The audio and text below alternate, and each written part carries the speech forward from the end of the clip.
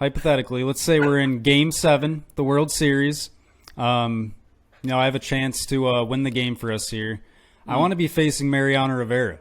I really, that would just, imagine just hitting a bomb off him and sending your team to a championship. I mean, come on. Yo, what is going on, everybody? Welcome back to the Dugout, episode 5. We have a lot to get into, as always, and it's Drew's turn to give his thoughts on whether or not he wants to talk about what you guys already know that's happened. I'm Cardinals fanatic AJ Caldwell, and that is hopefully the Yankees ride or die guy, Drew Zagrossi. We alive over there? How we feeling, Drew? We're live. Gonna be getting my feels a little bit, of course. You already brought that up, but episode 5 already. We're just on a roll here, man. On a roll. So pumping it out, baby. We're just gonna get right into it. Just like every episode, right into it. Starting at another top 5 all-time list. Today, we're doing my team. Top 5 Yankees of all time. I'm nervous, Yes, sir. I'm nervous. I will be going with number 5. Last episode, we let AJ go with number 5 so he could have that number 1 spot for the Cardinals. So I will be taking number 5 and doing number 1 for the Yankees. So, further ado, the number 5 spot, I'm putting Mariano Rivera. Okay. Mariano Rivera. So, greatest closer of all time, the Sandman, leads MLB in saves. Just greatest closer of all time. Number 5 spot. Okay. Number 5, Mariano Rivera. Okay, based upon that, number 4. I can go so many different directions, but number 4, I will decide, because there's so many loaded names on here, at number 4, to go with Derek Jeter. Okay. Yep. I will put the captain at number 4. I can't put him any higher than that. I was wondering if you were going to put him at number 5, but obviously you already know all these things. He's over 3,000 hits for his career, one of the best shortstops of all time. People give him all the defensive antics and all this different stuff, but Derek Jeter, one of the best shortstops of all time, and a Yankees captain, one of only 10, I think, in history. Love it. Okay, number 3. I'm going to go with Joe DiMaggio. Okay. All right. On-base machine, 56-game hitting streak. I don't think that record will ever be broken in the MLB. Just unreal. So, Joe DiMaggio, number 3. And now you put me in the pickle, because someone's going to get left off this list. We can't make everybody happy. And so, at number 2, I'm going to go with Roger Maris. Okay. I'm going to put Roger Maris at number 2. Obviously, his record just got broken by Aaron Judge in 2022. Of the 61 home runs, Aaron Judge hit 62. So Roger Maris is no longer the American League home run champion, but still an amazing career. Batted 300 for his career. I mean, the guy was a machine. He was a hitter's hitter. I have to put him on this list. I can't not put him on the list. He's at number 2. Okay, love it. So, further ado, the number 1 spot, kind of obvious. I'm going to put the great Bambino, Babe Ruth. Wow. I like it. Just one of the most iconic Yankees. I mean, crazy. The 3.349 average batting career for his career is just unbelievable. That's stupid. Yeah, really. And not too far behind him, Lou Gehrig. That was my other choice for this list. But Babe Ruth, unbelievable. Number 1 spot. Lou Gehrig and Reggie Jackson, both off the top 5 list. How you feel over there? I'm gonna be honest. I really didn't care for Reggie Jackson too much. He had a thing about him. Firing. Now he's in the Astros organization, man. I don't know about that. Is that a foreshadowing for later? A little bit. So yeah, there you guys have it. Top 5 man. Yankees. Hope you guys liked our picks. Okay, well, it is time to lead into our next segment, and this is going to be the collapse of the Marlins. It's time to get in our feels again, to talk about a franchise, talk about an organization that has been trash and garbage since winning a World Series. So let's get right into it. The Miami Marlins, the Florida Marlins, whatever you affectionately call them or unaffectionately call them and make fun of them like we do on this show. The Miami Marlins won a World Series in 2003, right? The Steve Bartman thing, and they beat the Cubs and all that story, all that different stuff. They go in and play the Yankees, Drew's Yankees, and win in 2003. Right? Great season for the Marlins. Kind of came out of nowhere. One of these underdog stories. They won it all. Miguel Cabrera is a rookie. Yada, yada, yada, yada, yada. Josh Beckett, blah, blah, blah. Since 2003. The Florida Marlins at that point now the Miami Marlins. In either case, they switched teams. They did everything they tried to do to try to change the culture, change the spectrum. They had Derek Jeter as an owner at one point. I mean, they tried everything. Bottom line, the Miami Marlins have been garbage since that 2003 World Series. They have made the playoffs one time, Drew. Once. In the past 19 years. I mean, we're in the year 2022 right now. In the past 19 to 20 seasons, the Miami Marlins have not made the playoffs any year except once. And the one year they did was a 60-game COVID season. It's been that bad. When it rains, it pours. And it has been a thunderstorm and a hailstorm for people in the South Florida area for the Marlins. The worst part, I live in South Florida. Okay? I live in this area. I'm an hour away from where the Marlins are. Okay? Here's the worst part. You never, ever, ever hear about the Miami Marlins. Ever. There's not one point where you were hearing about their relevance, you're hearing about how good they are, you're hearing about blah, blah, blah, blah. No, none of it. If you moved here to South Florida, you would think it's not a sports town because it's been that bad for the Marlins. It has been that bad for this team and this culture and this organization since winning the World Series in 2003. It feels like another dimension, another time zone to think about when the Marlins were actually good. They made the playoffs once. And it doesn't even really count because all you had to do was win 30 games to make the playoffs that season. We always like to say that who these people have gotten rid of. We talked about the Cubs and all the All-Stars they got rid of and Chris Bryant, Javier Baez. The Miami Marlins might have the worst case of people they've let go of. Miguel Cabrera, as a rookie, won a World Series, right? The Juan Soto kind of that generation. Won a World Series in his rookie season or his second year. Where did he end up going? He went in a massive deal, the first massive deal actually that we had seen in the 21st century to the Detroit Tigers and was never heard from again. They made the World Series. The Tigers made the World Series once. We already talked about all that. Miguel Cabrera was a wasteland. There was a wasteland in Detroit when Miguel Cabrera went there. They were a great team. They won American League pennants, whatever. But he was nowhere close to what he would have been with the Miami Marlins after they won a World Series. JT Realmuto, for the 2022 Phillies right now, who are in the World Series, was a catcher for the Marlins and was doing everything for the Marlins. Bye-bye. Nowhere to be seen anymore. He's on the Phillies, and now he's making his name for himself in his career. Giancarlo Stanton, obviously, Drew knows about. They sent him over to the Yankees, and he's been there for close to 5 years now. Giancarlo Stanton was an all-star with the Marlins. Got hit in the face, and I don't know if that was a bad omen, but ever since getting hit in the face, things were rocky in Miami. They shipped him off. Christian Yelich, who was an NL MVP with the Milwaukee Brewers, was in the outfield for the Marlins at one point. Marcell Ozuna, shall I continue? This is how bad it's been for the Marlins. The stadium attendance is awful. We make jokes about the Oakland A's and how bad their attendance is. Hold my drink, says the Miami Marlins. Their attendance is that bad. There are so many open seats, it looks like it's an amusement park. All right, it is bad. It is really bad there, and there's nothing else to be said except the Marlins. You better figure it out. I think you guys are turning a corner potentially, but you've tried everything. You've tried changing your name. You've tried changing the background. You tried changing whatever the roller coaster is going on there in center field where you had the Marlin, the plastic Marlin. I don't know what that is. The Marlins have been bad. They have been terrible since winning that World Series in 2003. And as another collapse segment, the Tigers, the Royals, the Cubs, the Marlins. Drew, who's next? Who is next? Only time will tell. I'm not even going to get into the prospects this episode like I usually do. They're just They're not good. They're not good. I mean, you said it yourself. All those players, Yelich, Stanton, just gone. Tigers, like our last few episodes, whatever episode we had them on, just awful. Even though they have Miguel. Yeah, man. I mean, you pretty much covered all of that. Moving on. yeah. Moving on. So, today we're doing something a little new. We're going to be doing a all-time pitcher we would want to face. So we're in the batter's box, me and AJ. We're going to both pick a pitcher that we would like to face. And I'm going to let AJ take the wheel first. So Who is it, man? Hypothetical scenario, right? You get to think about, like, if we were great hitters, right? Which neither of us are. We'd never be able to catch up to a 90-mile-per-hour fastball, which that's the lowest point of velocity right now. 90 miles per hour is not that fast anymore. But if I was in a batter's box and I was an MLB player and I had a chance to get a hit off somebody, Drew, You know where I'm going.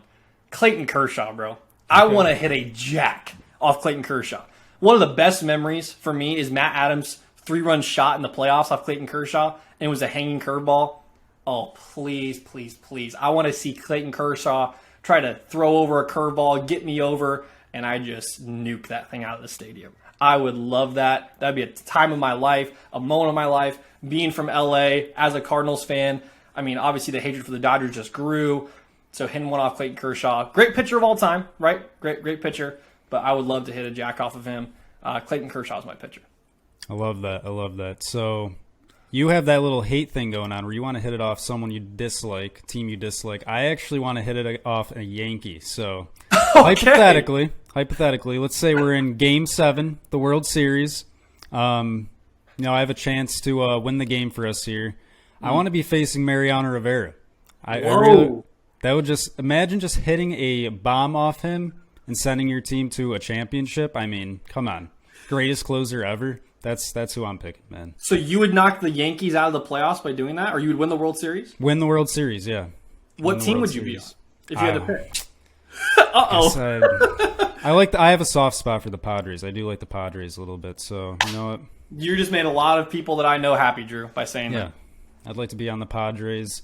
No hate to the Yankees, of course, but that would be awesome. Come on.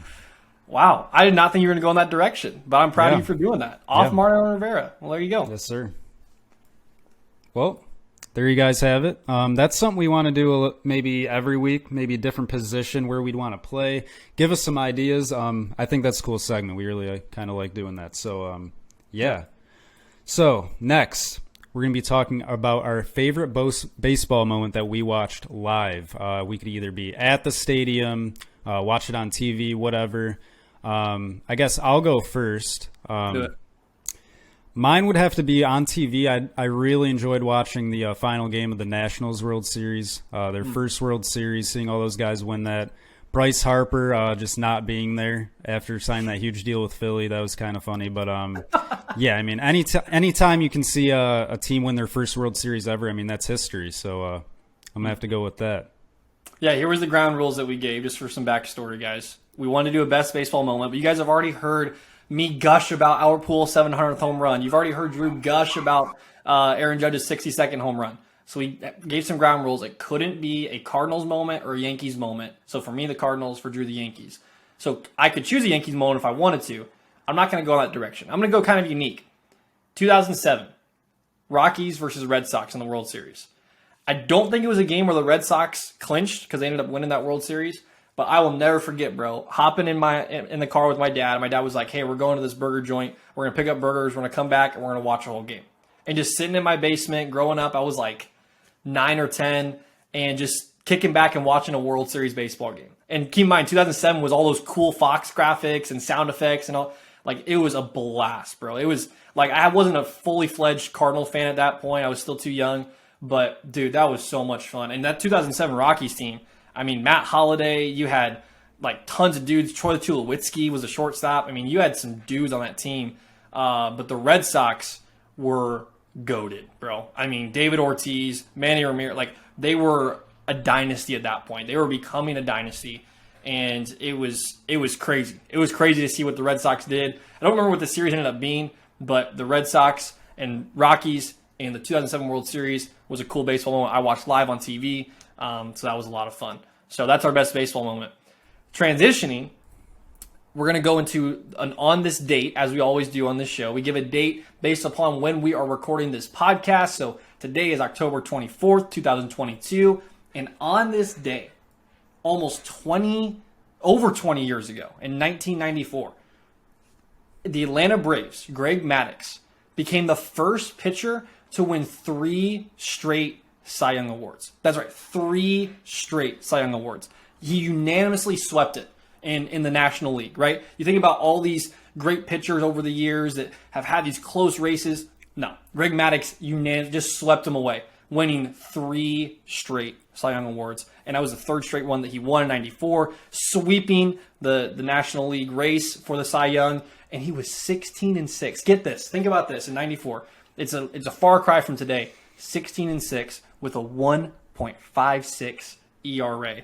and it was the third lowest ERA, the third lowest pitching record in the last 75 years. Greg Maddux, one of the best pitchers of all time. Those Braves pitchers. I mean, you had Tom Glavine, you had Greg Maddux, you had John Smoltz. They had some dudes that could put up some numbers and put up some zeros on the scoreboard when they were pitching. So the Atlanta Braves and Greg Maddux gives us the best moment on this day in October 24th, 2022, more than 20 years ago. Drew, thoughts on Greg Maddux? Just absolutely just running away with a pitching award.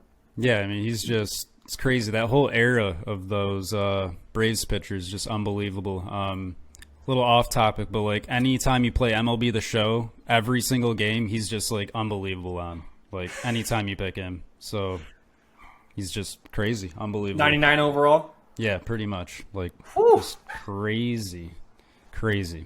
That's a crazy pitcher, man, and a crazy time. Yes, but there's another on this date for you guys. So, Drew, I want to give you a chance, kind of kick back, relax a little bit, kind of catch your breath, because I know you're gonna give some thoughts here in a little bit. But I will start as we go into just a recap of the 2022 National League Championship Series. Then obviously the American League Championship Series. I will leave that to you, the American League Championship Series. Let me talk about the NLCS for a second, okay? I was talking to my dad about this. This is a interesting discussion. I want to hear your thoughts on it, right? So the Phillies come in, right? They sweep us out of the playoffs. And I came on this podcast, remember, and was yelling what happened and all this grandiose things. The Phillies didn't go on. They beat the Braves.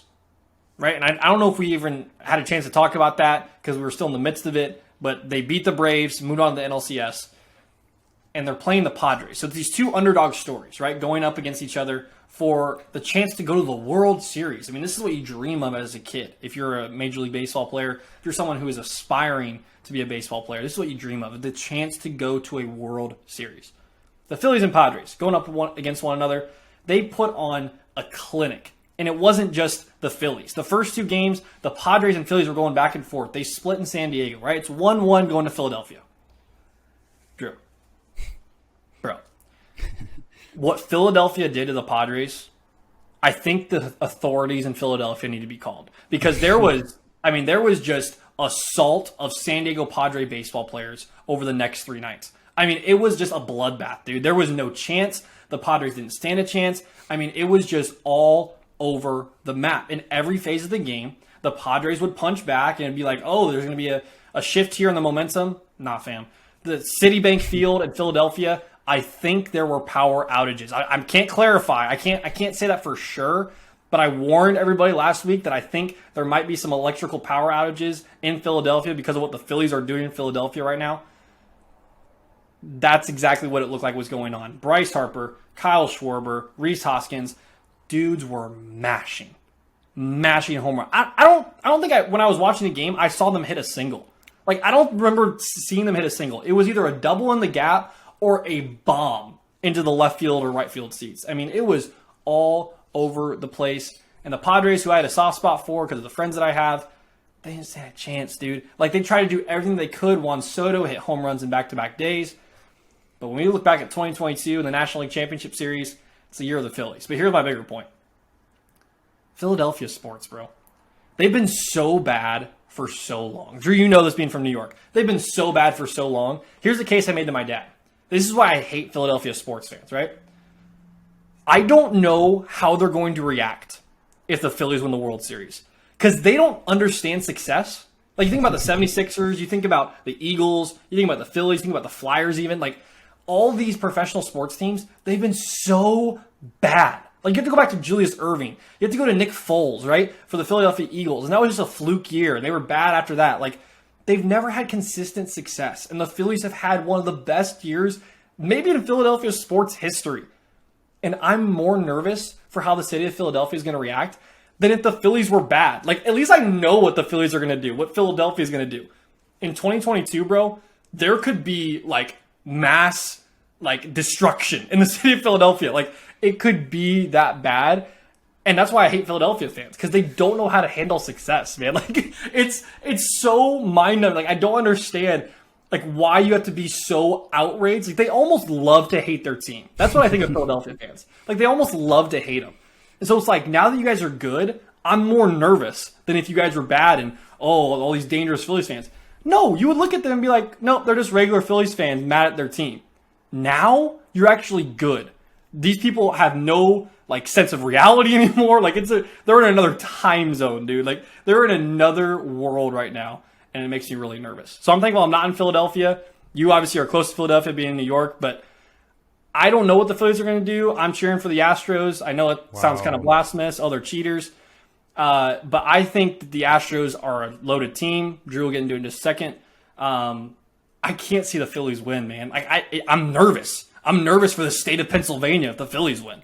That's my take on it. Bro, Bryce Harper to give the Phillies the lead in the 8th inning. I saw a edit on Twitter. Someone put the Moneyball music over that. Chills. Just crazy. Yep. And Rhys Hoskins, you brought that up. You only saw home runs in that series. I'm pretty sure his only hits in that series was home runs. I'm pretty sure it was like he was 4 for something, and they were all home runs. So, just congrats to the city of Philadelphia. I was really pulling for that Yankees-Phillies World Series little rematch from 2009, but we obviously won't have that. So, further ado, I guess I'll hop right into the ALCS. You have the floor, sir. You have the floor. I don't even know where to start. So, the biggest thing about this whole series, I think, was Aaron Boone.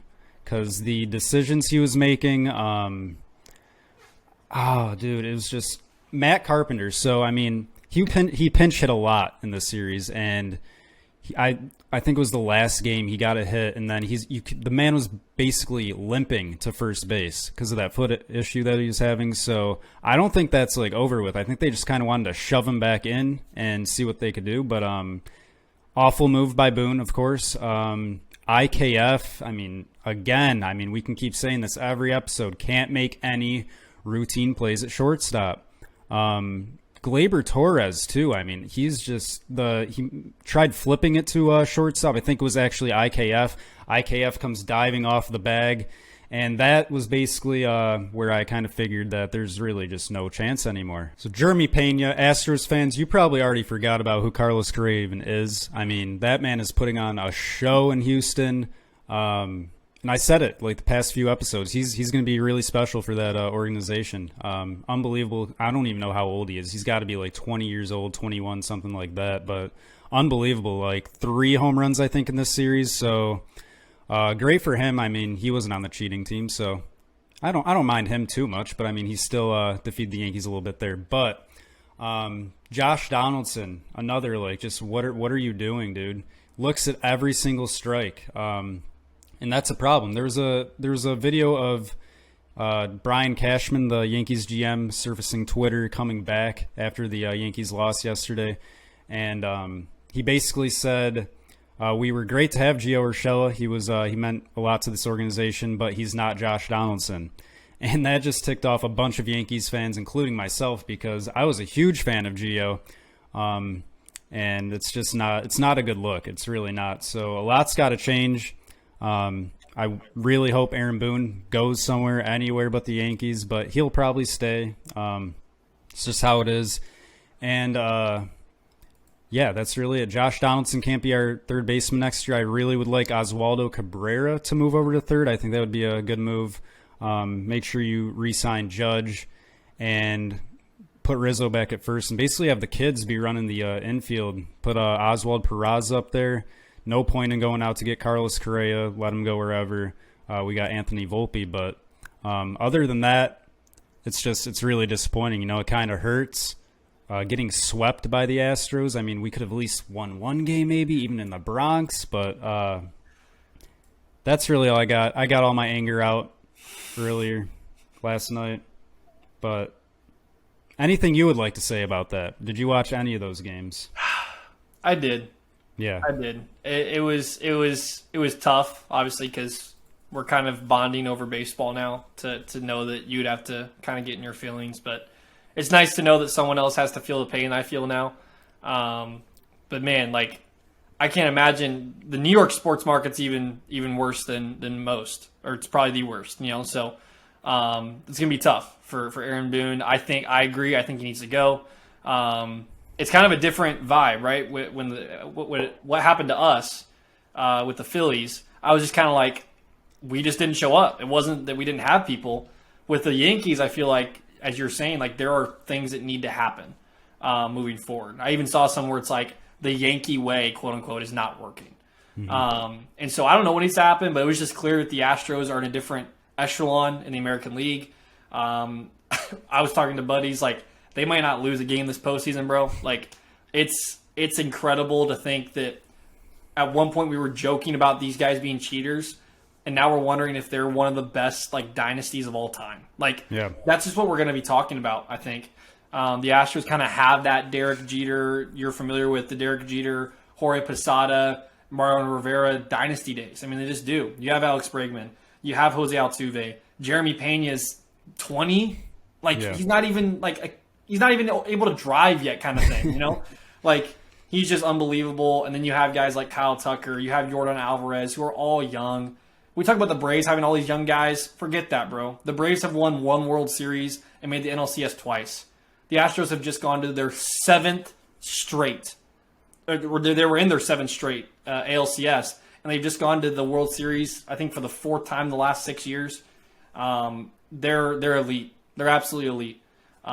So, yeah, obviously put out feelers for you and feel the sympathy for you, my guy, but it's like you guys just ran to a juggernaut, which I think is what happened to us as well. I just didn't know it at the time. So it'll be an interesting series. I got the Astros. I already said that. Do you have any thoughts about the World Series, or are you still kind of coping with the elimination? No. So I would really like the Phillies to pull it off. I have a few friends that are Phillies fans. And I kind of like Bryce Harper. I mean, he's a hero there in Philly. Yeah, I do. Yeah. But just the vibe there. I mean, the whole Philadelphia vibe, you know. He's really, like I said, he's kind of a hero there. If he brings that home for them coming off that injury, I mean, that's going to be huge. I think that'd be really special for him. So, and I just hate the Astros, so I feel like I can't say that I'd want the Astros to win. That's true. Yeah, I guess it's kind of would be like if the Cubs were in the World Series or if the Dodgers were in the World Series, like it'd be easy for me. But so I get that. Yeah, I don't get the Bryce Harper thing. Like I really don't. I think he's kind of cocky. I think he's 100%. But yeah. So and maybe going to the Phillies has kind of softened him up a little bit, but he still seemed like the Bryce Harper of old to me. That lasting image of him trying to decapitate Hunter Strickland with his helmet will forever be ingrained in my memory. So ever since that point, just kind of been like, I want to back out the Bryce Harper thing. But I think it'll be a great World Series. I'm going to say, I'm just going to put out a prediction. I know I've cursed everybody, but I'm going to put out a prediction. I got the Astros in 5. I don't think it goes any farther than that. The Astros are just way too loaded. I know the Phillies offense is hot, but bro, the Astros are just disgusting. They're just gross, and you can't pin anything on them anymore. Like they're just a really good team, which makes me wonder, like, what if they had just decided not to cheat? Like they wouldn't have this stigma about them. They wouldn't, like, people would still hate them, but there wouldn't be this like, oh, I wonder what's going on. So it's just disappointing. But I have some Astros friends as well, so it's like be cool to kind of see them win the right way this time. For sure. But anyways, any final thoughts you have as you as we both go into our baseball offseason now? Yes, actually. We didn't even bring up Jose Altuve's like whatever it was slump that he was in. Yeah, that was crazy. I enjoyed that. But that was kind of weird. I mean, that man's usually like there in the postseason, so I'm not sure what was going on there. Maybe we'll see something different in the World Series, but not really too sure what was going on there. Yeah. It'll be exciting just moving forward, though. Obviously, we have the World Series, but Drew and I have already been texting back and forth. We're excited to talk trades. We're excited to talk winter meetings. I mean, the Cardinals, I'll get into this in a future podcast. Drew, if we do not break the flippin' piggy bank this year, I'm going to lose my mind. I'm going to pull my hair out. We have the most salary that we've ever had in, like, the past decade. Like, we have all the money in the world to do something. It'll be interesting to see what we do. But we'll get into that in a separate podcast. We got to get ready for the World Series. Drew and I will be watching it, both with our fist clenched because it's the teams that eliminated us. But we'll do our best to give you guys the best baseball content all the time. As always, make sure to like and subscribe, rate and review the podcast. Leave us some comments about some shorts and different things you guys want to see. We obviously drop those things on YouTube and TikTok and the rest. But until next time, we are still Cardinals fanatic AJ Caldwell and Yankees ride or die guy Drew Zagrossi. We're coming back in 2023. Yankees Cardinals World Series. Mark it down right now. We'll see what happens. But until next time, guys, thank you guys so much for tuning in, and we'll talk to you guys next week. See you next time. Peace out.